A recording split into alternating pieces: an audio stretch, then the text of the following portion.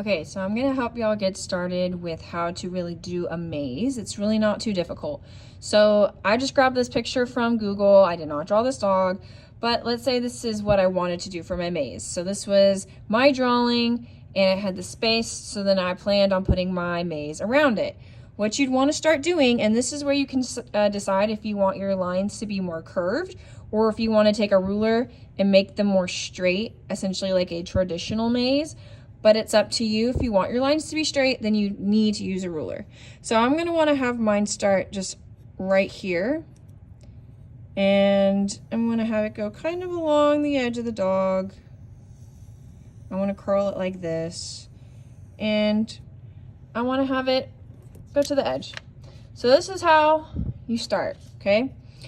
You don't just want a line, okay? That's not a maze. So you need to make sure you thicken it up, meaning you put its buddy right next to it.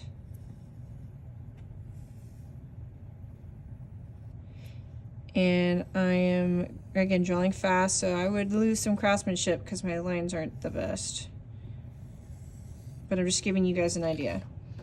So basically, I've drawn a worm, okay? This is where I start, and this is where I would finish. This is how I'd want people to start and finish, okay? You can get more fancy with notifying people how you want them to know where to start and finish. I just put an S and an F, okay? Now, this is obviously really easy and kind of boring. So what you need to do is you need to add extra elements. So you can draw other things, other areas that kind of distract people. And again, you can kind of draw your maze however you're wanting to confuse people. But obviously I need to erase all these lines so everything connects, or else it's gonna be so easy because they're gonna go right to the end. And it doesn't matter if your maze is easy or hard, but it does make it a little bit more exciting if it's a little more challenging, okay? So when you're drawing your lines, you wanna make sure you're not pressing too hard because then you're having those phantom lines.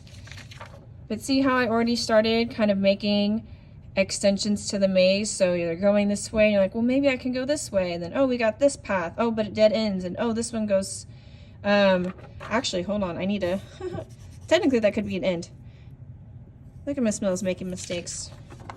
All right, so I would close it off. Same thing with over here. I would want to close it off. And I'll have to fix that too. So that was kind of my bad, but see, look. I made a mistake and I quickly fixed it. So if you make that mistake, just make sure you fix it too, okay?